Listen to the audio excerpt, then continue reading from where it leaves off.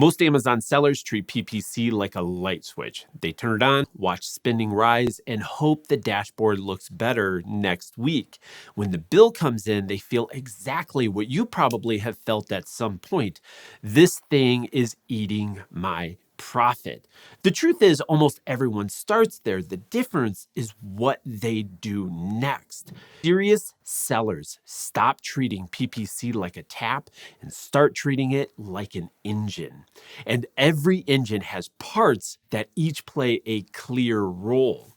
Auto campaigns are the listening part. They quietly collect what real buyers are actually typing into the search bar, not what you're guessing they are searching for. Manual campaigns are the steering. That is where you decide which keywords matter and how aggressively you want to go after them, and where you actually want to rank. Then you have single keyword campaigns, which are the fine tuning. One keyword, one budget, one clear job. No clutter from dozens of unrelated terms sitting together. You get clean data that tells you exactly how that one word behaves when you change the bid. When those three work together, PPC stops feeling random. You are no longer guessing, you're controlling. Here's how top sellers usually structure it. They let auto campaigns run first so they can listen. Once they see which search terms consistently bring in the right kind of shopper, those terms graduate into manual campaigns.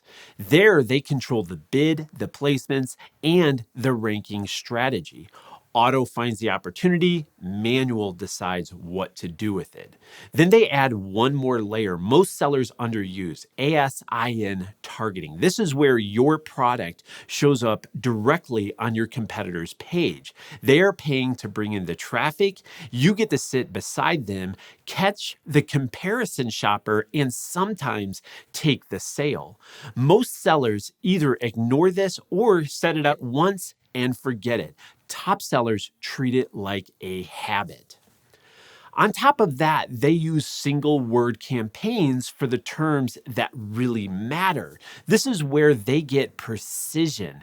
They can see exactly what one keyword costs, how it ranks, and what happens when they nudge the bid up or down. No noise, no confusion, just clear cause and effect. And PPC is not only about growing sales, it's also about how you stop wasting money. The long tail terms that show up in auto campaigns reveal hidden intent your competitors might not be watching.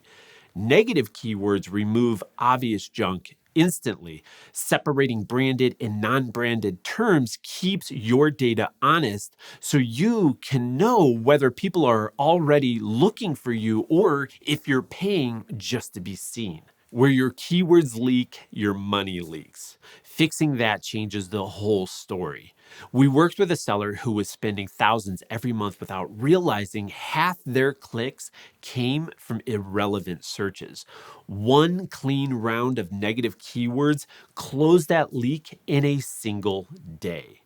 Of course, none of this works in isolation. Even the best PPC architecture breaks if the rest of the business is not ready. If you run out of stock, your campaigns crash. If your account health takes a hit, your growth can freeze overnight. If fulfillment slows down, ranking will drop no matter how clever your structure is. So PPC is there to bring the right visitors to your door, but your product page decides what happens once they arrive. Your ads can't carry your business alone. And that's why your listing is where the real revenue is decided. And that's exactly why in part 3, we go into the part that decides your real revenue, your listing. Because no matter how powerful your ads are, if your listing leaks, everything else collapses.